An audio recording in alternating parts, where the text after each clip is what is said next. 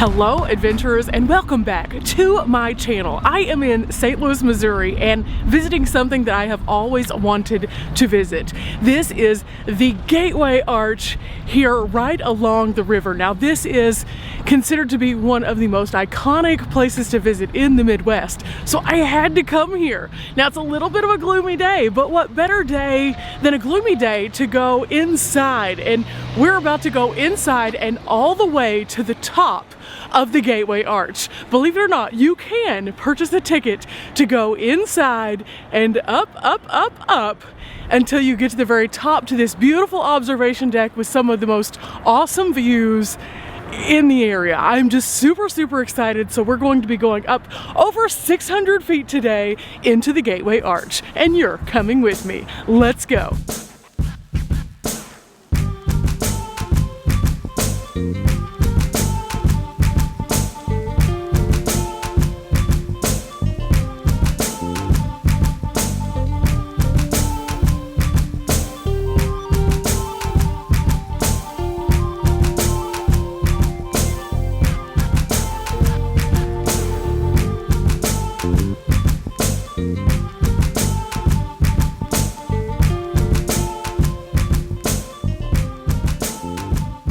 Now before we go into the gateway itself, I wanted to show you the grounds. It's absolutely beautiful. They have a manicured park area right next to the Mississippi River here. So you can come out here and just walk around, enjoy yourself. There are gorgeous views from literally every angle. Like, what? This place is amazing. You can go down onto the riverfront, and that's where they have some of their riverboat cruises. There are some food trucks down here. They even have a helicopter tour that departs right over here by the Gateway Arch. So that's all something kind of cool that's super centrally located. Now, one of the things that you might have noticed at the beginning of the video, we did have to park in a parking garage. It's about 2 blocks away, and we were able to walk here. It wasn't that bad though. It was super easy to navigate, and I definitely recommend coming here even before going in the arch, just because of the awesome things that they have right here in the park. But let's go get a couple more views, and then we're gonna go down below so that we can go up. I know it's a little confusing, but oh my goodness, it's gonna be so worth it.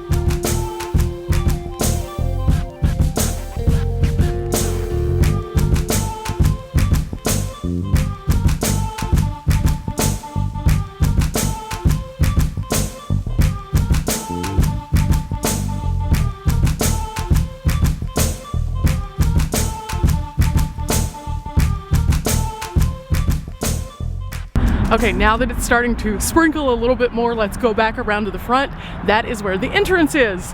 And I do have my America the Beautiful pass, so I'm gonna see if that is covering the Gateway Arch today. I don't know if it is, I can't remember, so we're about to find out.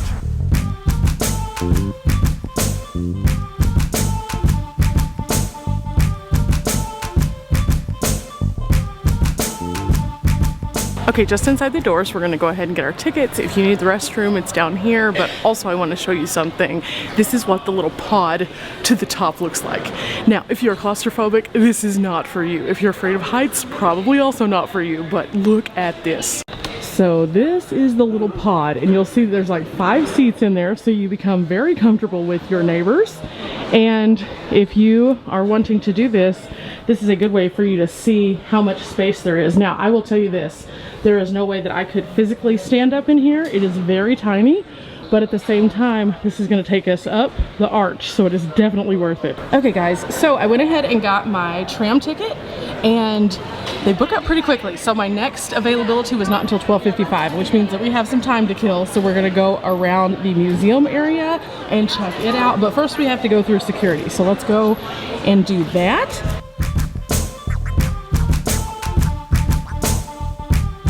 Okay, going through security, you need to take off your jacket, put all of your things in a bin, kind of like at the airport, only you don't have to remove your shoes, which is understandable. I've noticed that there are several different places as we go to national parks, like the Hoover Dam and stuff like that also, that you do have to go through security. It kind of makes sense though. I mean, this is kind of a big deal, so just be prepared. Now, I just entered into the first room of the first exhibit, and Oh my goodness, this is beyond expectation. I had no idea what to expect when coming here because I haven't ever seen anybody do videos of what this part is about, only the top part of the arch experience. So whenever I came in, I was like immediately blown away by these massive screens that are behind me. They're depicting the scenes of this area and the early settlers and the Native Americans who roamed this area. It's so beautiful. And we aren't even into the big part of the museum part. Oh my goodness, oh my goodness.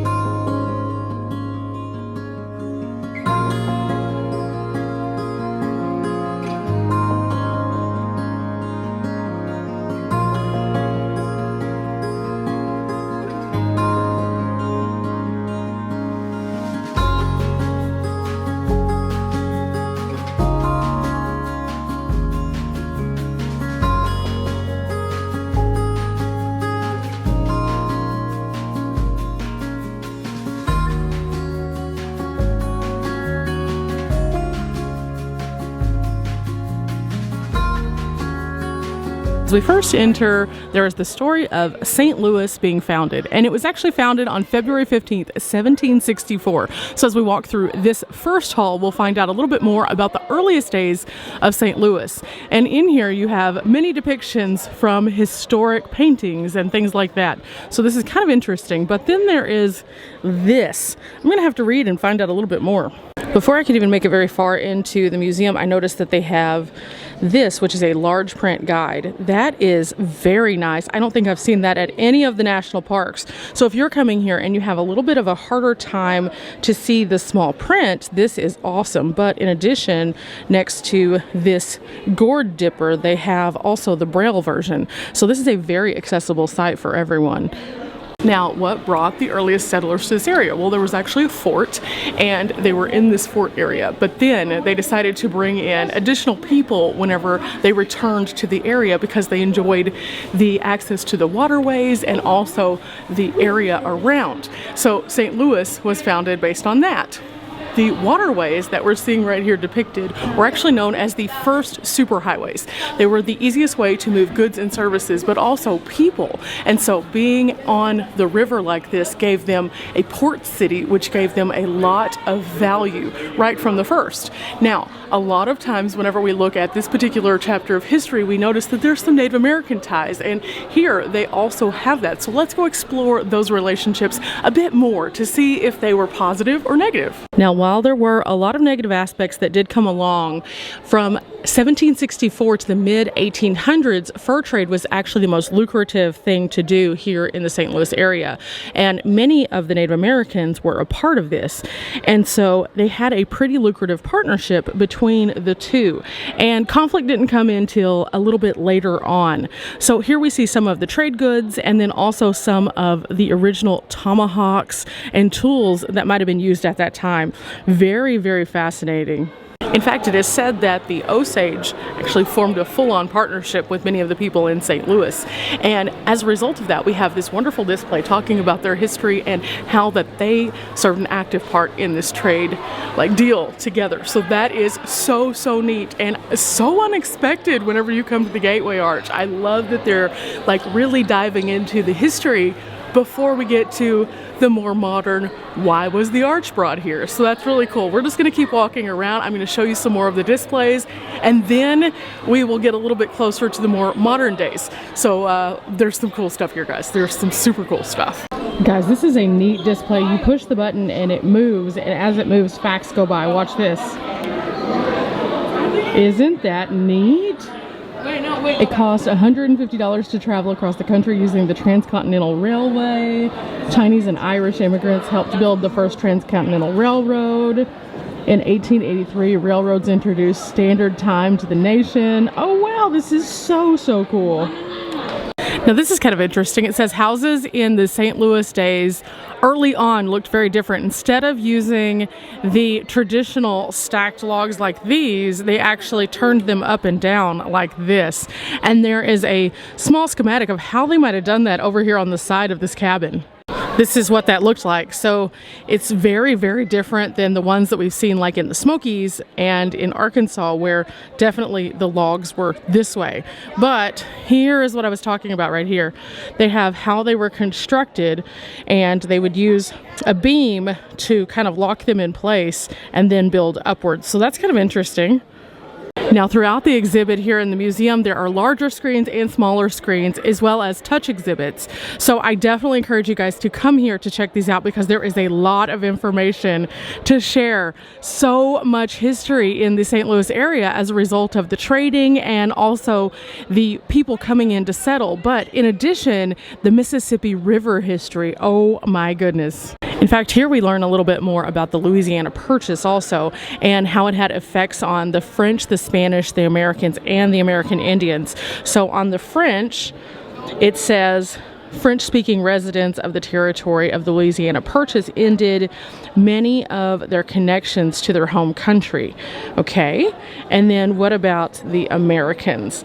It says granting statehood to the region was discouraged, as many felt that new residents were unworthy to become full-fledged American citizens. Sounds like some things haven't changed.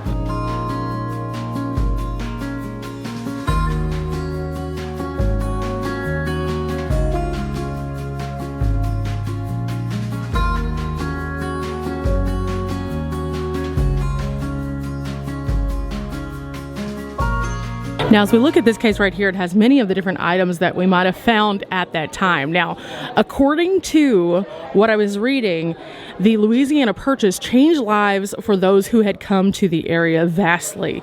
And it interrupted some of the connections that they had made, but also made them have to modify how they were doing some things. So within this case, we're seeing some of the more modern things that obviously would have been around at that time right here. But this right here, it says that rights changed under the Americas. St. Louis was no longer its own dictating state. And in fact, in the Louisiana Purchase, many of the women lost all of their rights. You can read a little bit more about the actual proclamation right here, but it says in early St. Louis, the wives of fur traders ran their households, and many of their husbands were away a lot of times, so they had to be able to do everything. But whenever the Louisiana Purchase happened, basically that changed everything, and legally, husbands and firstborn had first priority. At this time, any women who might have owned land in the St. Louis area lost that. It was no longer theirs. Also, juries no longer were convened by the lieutenant governor of the area. They were an all-male jury. So much for a jury of your peers, right? So at that time, anyone who was prosecuted in the area had a much more harsh judgment, usually if they were female. So this began to reflect accordingly as it filtered down.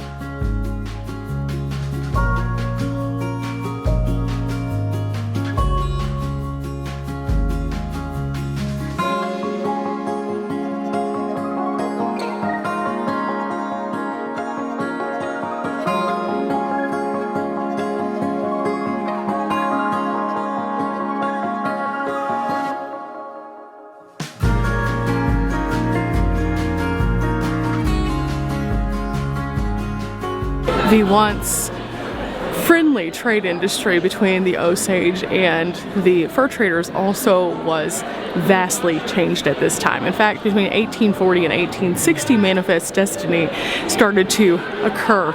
And we can see some of the stories of the Native Americans right here, but also how that they were trying to preserve peace using treaties at this time because of the new government who have come in. So let's go see how that impacted some of the people and ultimately what happened. This is Big Toe or High Toe, and he is in his native dress. Also, he is reflected right here. it says here that friction became far and far worse, and it was now on the Great Plains. Violent attacks on small isolated wagon trains began to happen in the Oregon area, and the sheer number of overlanders feared that new diseases they brought, disrespect to the sacred grounds, and customs caused the Indians a lot of anger. It also says that Western movers started to really exaggerate the number and frequency of the attacks of the Indians on wagon trains, and it led to even more conflicts because of the misinformation that was happening. Most of the violence and deaths were due to small skirmishes versus large retaliatory actions by the Native Americans, and as a result, overlanders began their journey in fear of the Indians, even though many of the Indians were in fact peaceful. The Great Plains was the home to many of the tribes that represented many different cultural groups. They had been there for many, many years, and although the white settlers chose the region, they chose the overland passages and began to disrupt the way of life of the Native Americans. And taking over their spaces, hardships started to fall onto those Indians. The once peaceful times between the Native Americans and the fur traders were no more. And the more that people started to come this way, the more that they also started to govern the Native Americans, despite not really having the right to do so. This was their land, and they were having it taken from them because people were moving in. And people didn't want to coexist because of fear. They were afraid of what might happen as a result of that because of stories that they had heard. Highly embellished stories. So this part is about the peace treaties that were attempted to be made at this time and some of the horrific things that happened within the massacres. Now, some of these massacres we have talked about a bit before. This is one that happened to a Lakota village. This was the Blue Water Ash Hollow Massacre. And in this massacre, it shows that the soldiers killed 86 people. Half of them were women and children who had tried to hide in caves. They took 70 prisoners, and they were held for over 6 months. 4 soldiers were killed and 7 were wounded because the Native Americans were fighting back after they were snuck up on and tried to be overrun by this particular group of soldiers. Soldiers felt like they were just pursuing manifest destiny so that they could get their piece of the land and keep it as their own. They didn't see anything wrong with this. However, a lot of people didn't always necessarily agree with what was happening, but there wasn't really anything they could do about it either. So manifest destiny pursued, and as we kind of go around this area, you can see the Mormon push, and then also the annexation of additional states like Texas. Now on this wall we see many of the photos that they found from around this time of various people. You had people who were high society, considered low society, people who were miners, people who were just living their everyday life paycheck to paycheck like us. And it says here that many people were inspired by the idea of manifest destiny because they were told that it meant fertile land, freedom, farming and ranching, a start over in life, escaping predators in other states or countries, and also seeking out violence-free areas. Also, they wanted to not be persecuted for their religious beliefs, and a lot of people just wanted to be isolated. But even more thought that they could strike it rich and have an adventure. They wanted to go mine for gold and have their opportunity to have that American dream. At this time, these are some of the things that they might have used in the mining industry. At that time, you just have some very primitive tools. People would pan for gold, and they would dig into the ground and see what they could pull out. Several trails began, and many of them came just north of the St. Louis area and started out. In fact, this right here is where the Mormon Trail began, and then it would pick up here and join in with many of the other more common trade trails that were already established. Now, this is something I wasn't expecting, and I still don't know if there is a connection or not, but this is George Bush. 1844, age 65, George Bush. It says here that after 2,000 miles, Oregon did not welcome the people who were coming there. In fact, George Bush in this wagon train, which was modeled very similarly to something like this with the stagecoach, reached the end of the Oregon Trail 4 months it took them for 2,000 miles. And whenever he got there, it was not kind. In fact, it was very harsh to the people. And he said that he would have to do so many things just to get supplies. People refused to settle in certain areas, and it was just very inhospitable land. Again, I talked about how they have a section here about annexation of other places. Now, this is where Texas became a state, and there was an entire conflict, the Mexican-American War, that happened at this time as a result of trying to get more land for people to come and settle. So come and check out this video and these adjacent two little pieces over here. It's fascinating stuff, but at the same time, it will really put into perspective what it took just to make some of these things happen. It was not just something go gently into the good night. No, no, no. Now, as a result of Manifest Destiny, there are some very differing opinions. The West was won. El Norte nos fue robado, and the West was stolen. So depending on who you are looking at and what perspective, you could have a very different story from this time period between 1840 and 1860. And I think it's important that we learn each of those sides of the story because, you know, they always say there's your opinion, my opinion, and what really happened. I appreciate this right here. If you get a chance, come in and sit down and watch this. It talks about how Westerns have depicted what happened versus, you know, the reality of situations, and that they're not meant to necessarily give you an accurate picture of what's going on, but rather the characterization of what they want to portray. For example, the black hats versus the white hats. You know, those kind of things have been around for years and years, but so have also the stereotypical ways that they have treated Native Americans in Westerns. They've oftentimes depicted them as just savages, literally the word they use. But in reality, a lot of the Native Americans were not that. Also, whenever they have depicted African Americans or women in Westerns, they have never really fully depicted the full value that they had in the actual reality of the bigger picture. They've always done so to appeal to a certain kind of audience.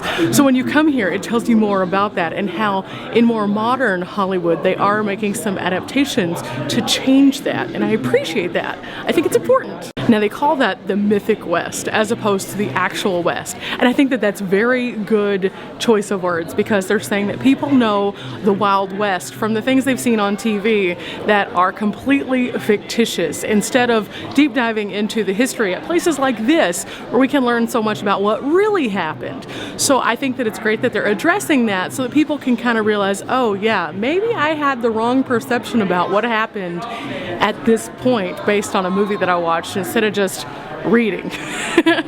Reading is a dying thing for a lot of people, so we need to come to places like this and visually watch, but also read the text. Do you want your own souvenir photo? Well, you can do it right here. So they have a camera that's set up, which is pretty cool, and then you stand here and you can have your own souvenir photo, like they did in the old times. Oh my goodness, guys, this is amazing. This is just like a full model that you can go all the way around this edge here and see it from every direction. And then across this way, there are some panels that tell you a little bit more. This is so, so neat. There's a ranger right now who is doing a ranger talk for a group of kiddos, and I was overhearing a little bit of it. Fascinating stuff. If you ever get to sit in on a ranger talk at any of the national parks, I definitely recommend it. I have learned so many cool little brain wrinkles as a result of that. Right now he's telling them about why different kinds of armies would wear different colors, so they ultimately wouldn't end up shooting their own. And the way that he explained it to the kids for the visual, so good. So good.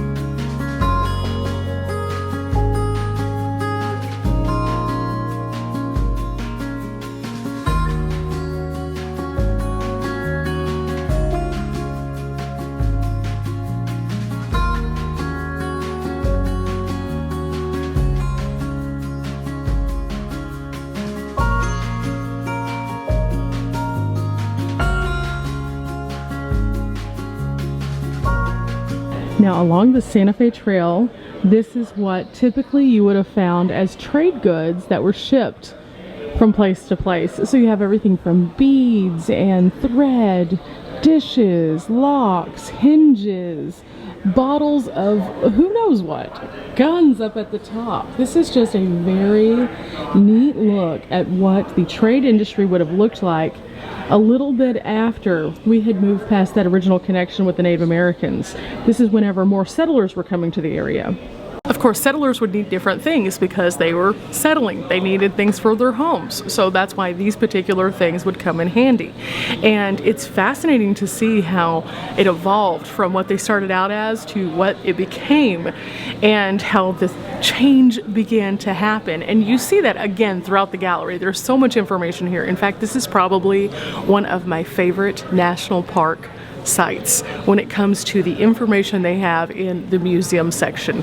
This is very good, super elaborate, tons of detail. You could easily spend a couple of hours in here just going through the museum without even going into the arch. We haven't even made it there yet, guys. Oh my goodness. Oh my goodness. Now, something else you'll find around the museum area are these. These are bronze casts of the larger items that we might see in front of them. Now, at first I was like, oh, okay, it's a smaller version, interesting. But then I realized that down here in the Braille section, it actually gives a scale model. So someone who needs to be able to feel something will be able to touch these to get an idea of what they also might have been like.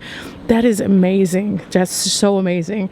And for the sighted person, you can actually look in and see what kind of things that they might have had in here. So that's also super helpful to us as well. This screen is like our very own version of the Oregon Trail, but with different characters. You can actually pick your character, and based on your character, you can figure out what supplies you need. You can purchase them, you can buy your groceries, and then you can head on west to see what happens next. This is awesome, and it's a great adaptation that brings back some memories for me as a person who played the Oregon Trail. Oh wow, guys, these are some of the original pottery shards that were found in the St. Louis levee. These things are old and beautiful. Look at the patterns on that china. Now, the cityscape that we had found a while ago that I told you could see from every direction, well, this is the screen that goes along with it, and it talks about the levees.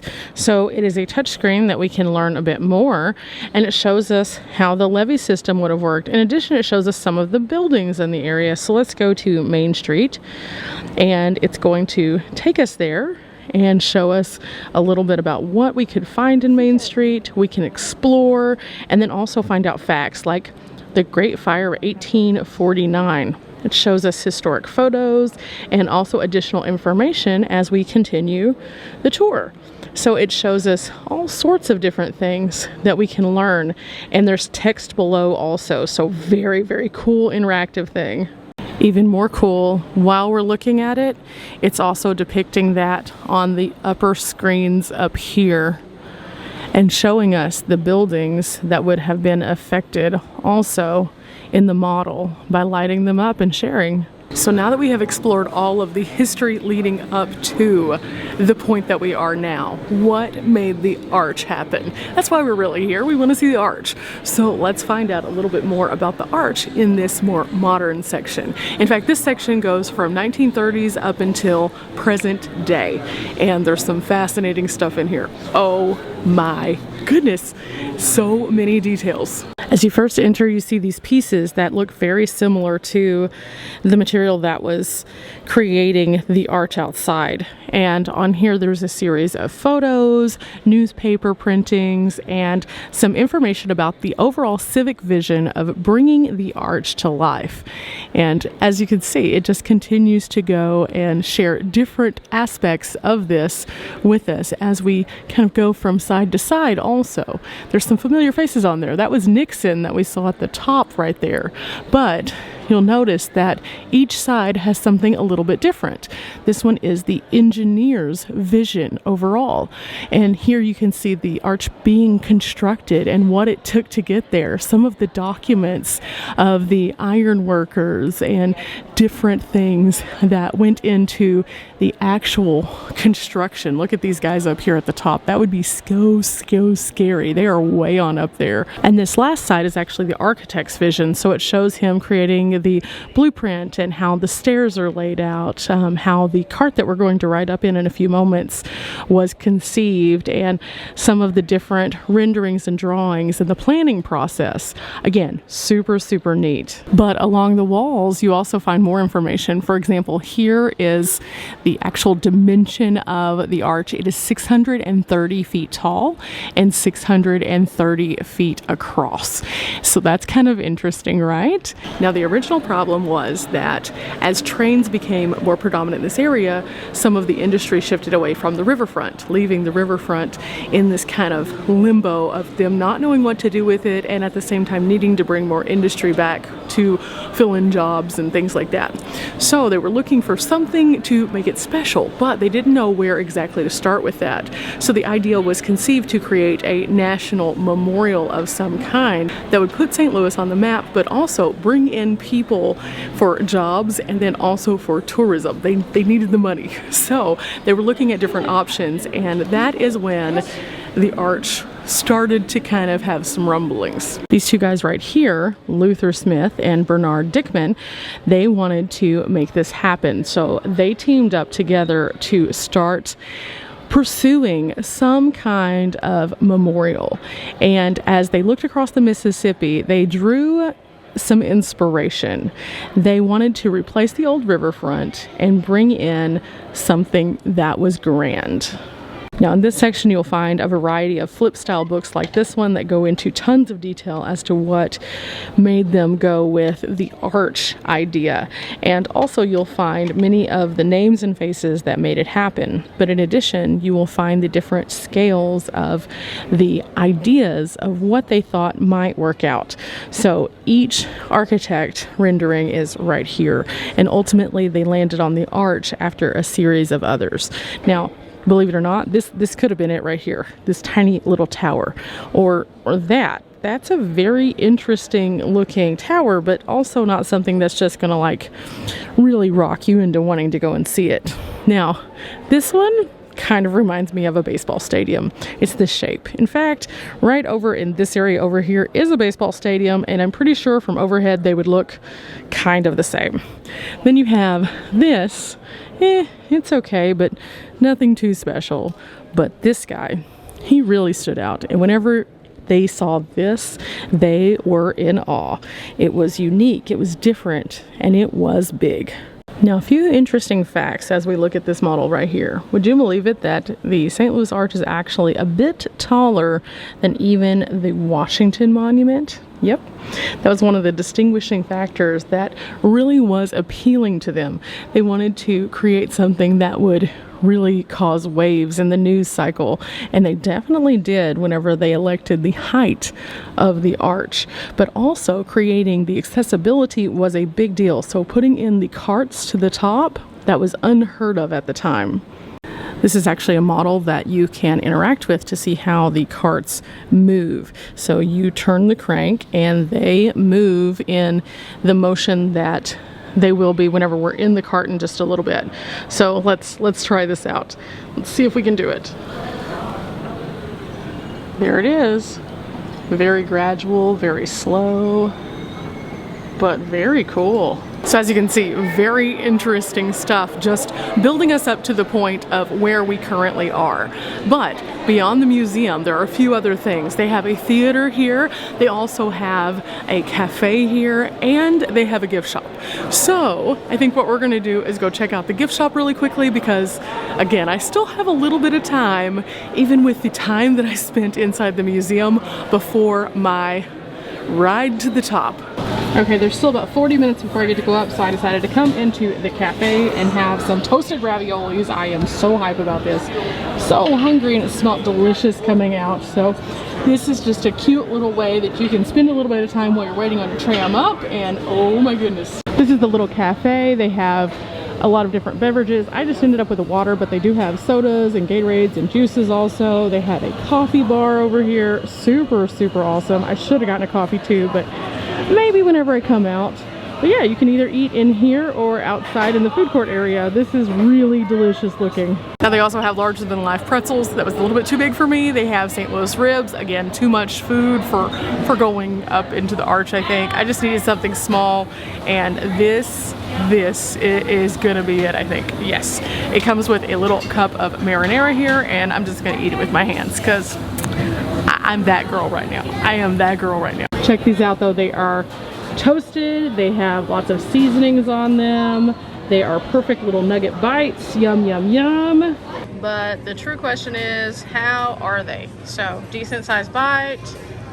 A little bit of the marinara. Yummy, yummy. And here we go.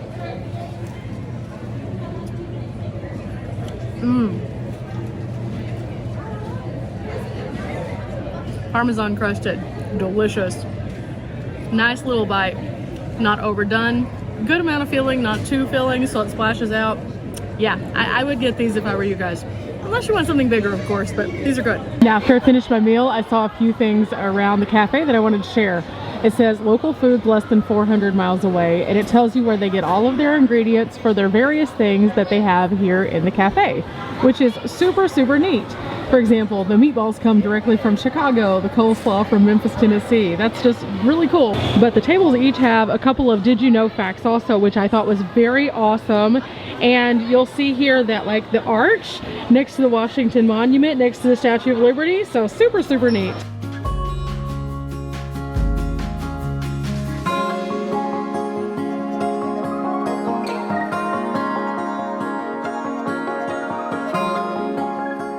Okay, so right over here is where we're about to go to the South Tram at 12:55.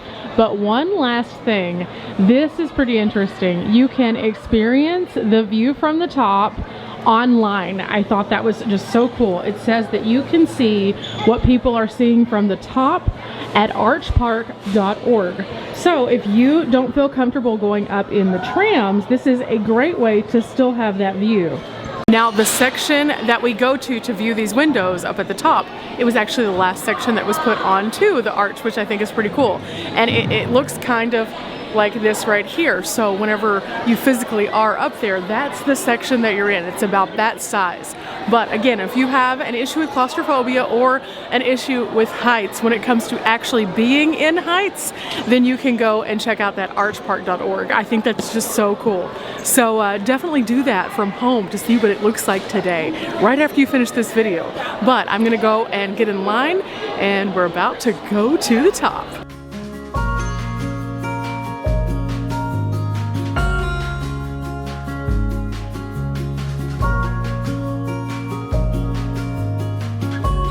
The other trick the arch plays on your eyes, it is just as wide as it is tall. So if you walk from one leg of the arch to the other, it's the same as if you were walking to the top.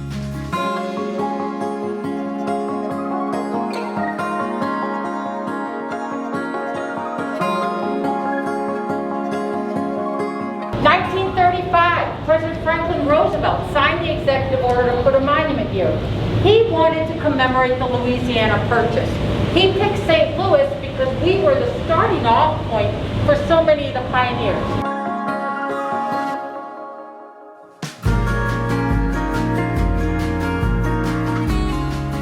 The only one of its kind in the world. It was created by a man named Richard Bowser in 1967. Mr. Bowser, though, faced a very interesting challenge. He had to find a way to get all of you to the top of the arch without, one, flipping you upside down, and two, freaking you out. He solved the problem by using three different things in the design: the elevator, the escalator, and the Ferris wheel. This is going to feel mostly like an elevator, except you're sitting down. Every now and then, it is going to self-level like a Ferris wheel. Now, each tram has 8 little cars, and they are little guys. They each fit 5 people, and it travels at the whopping speed of 3.8 miles per hour. Okay guys, we are about to go up, and I'm so excited. There's a lot of facts that I'm going to tell you kind of along the way. We have a 4-minute trip to the top at only 3.5 miles per hour, which means that some of the motorized scooters out there actually go faster than this. And look, it's my tiny little door door number 3. What's behind it? We're about to find out. Oh my goodness. So guys, we are inside and you can definitely hear it as you're moving, and it does kind of do a little bit of this, but it's not anything too crazy as of yet. We'll see though. It's kind of neat though, because as I was preparing to get in, of course, I saw how small the pod looked whenever I was out in the main lobby, but when you get in the actual pod, oh, it is kind of small for sure. And there's a little door opening over here, so I'm going to show you what I can see from this little tiny pod. Now, again, it's a little 5-seater, and there were families getting out, so that definitely does house 5 people, but let's see what we can see.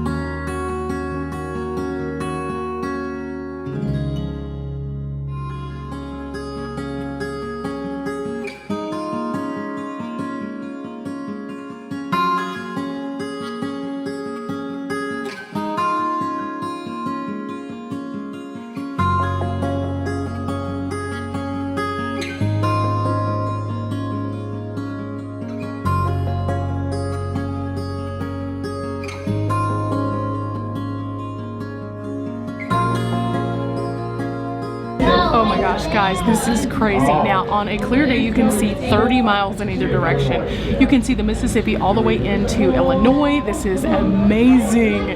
But if you lean up against one of these tiny little 7-inch windows and you tilt your camera down, you can see literally the ground below us where we were walking around earlier, and this is wild. This is one of the coolest things that I have done in a long time. Now again, you can't be afraid of heights to be up here. This is really high on up here. In fact, this is the largest concentration of stainless steel in the entire country, but also it is the second tallest structure in the world. It's only surpassed by the Eiffel Tower, but look at these views.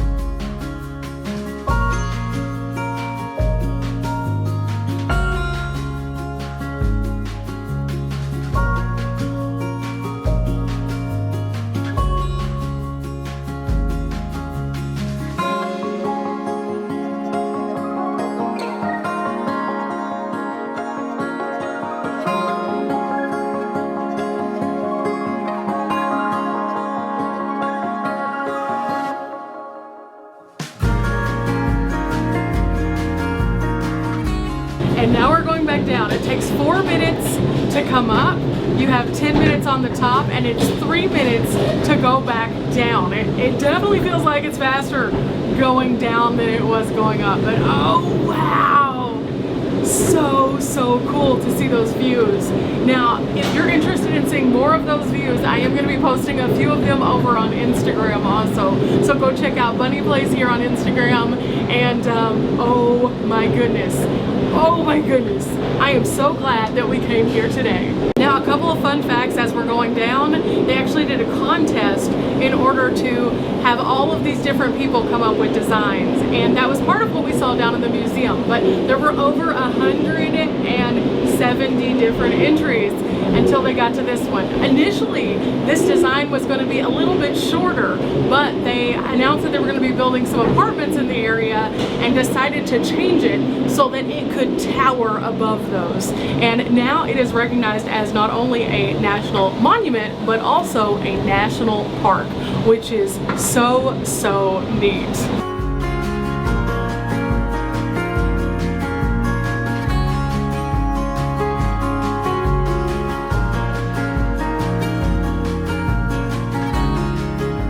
And just like that, we have exited over here. Now, this was an amazing experience and so much more than I even expected. The museum was one of my favorite national park museums I have visited. That says a lot because I've been to a lot of them. But learning more about this part of St. Louis and what makes it so special, so cool, so cool. It was kind of like a theme park ride that moved in slow motion, but had a cool view and so much more.